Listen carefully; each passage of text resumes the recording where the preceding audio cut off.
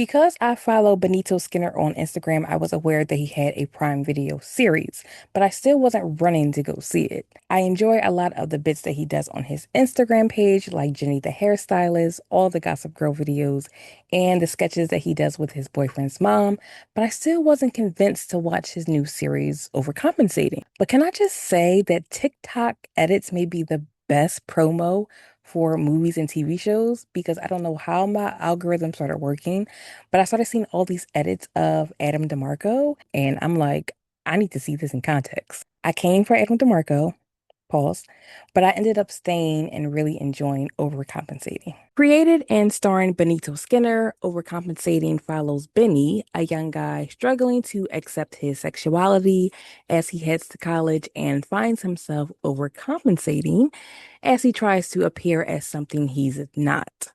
Simple premise, but with lots to unpack. So let's talk about the good, the bad, and the thirsty. And there will be spoilers if you haven't watched the show yet.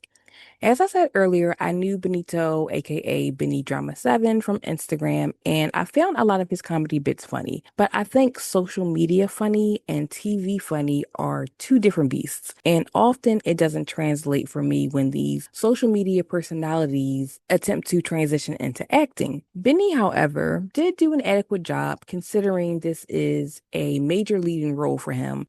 But Holmes as Haley was the side character with main character energy, a true scene stealer. Anytime she was on screen, I was laughing. So if the show does get renewed for a second season, I would want more of her. I want to see her over semester breaks. I want to know what her family is like, just more Haley. Other good parts was the relationship between Benny and another freshman named Carmen, played by Wally Barham. The two characters tried to hook up, but it went horribly wrong.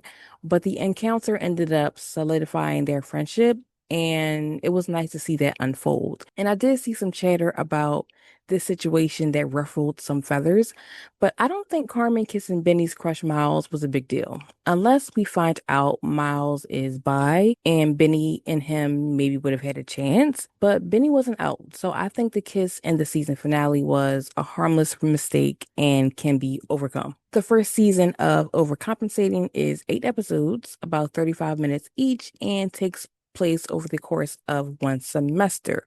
It really took its time in the first season to establish this world and these characters, so there's plenty of room for the show to grow. There wasn't that much bad for me. The sex wasn't too graphic, there wasn't much foul or offensive language, and there wasn't much excessive drug use, and it was an honest college depiction, in my opinion. Now, let's talk the thirsty. I was due for a new celebrity crush, and Adam DiMarco delivered. What can I say? I'm a simp for dimps. And Adam was cute on The White Lotus season 2, but it's something about his character Peter that I found attractive. I see why Debbie Ryan was like that in that meme. She been new. Maybe it was the facial hair. For the most part, that can completely up the sex appeal for a man. But don't get it twisted. As much as I can admit that Peter was hot, I can admit that he was an a-hole. Both can be true.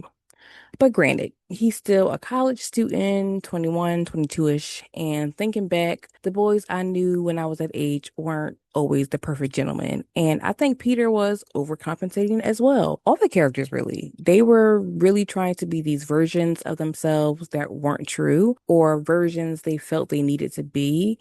And I think that when you're in those later formative years, you're still discovering yourself and deciding what you want to be. I'm not the same girl I was in my 20s, and I'm looking forward to seeing where these characters can go. Plus, the show is really funny. There are running jokes like the couple that's always making out, the girl who was stressed the entire semester, and that frat boy who always was looking for the bathroom. I think Overcompensating had a solid first season, pretty solid cast, and an interesting storyline. Season 1 of Overcompensating is streaming now on Prime Video.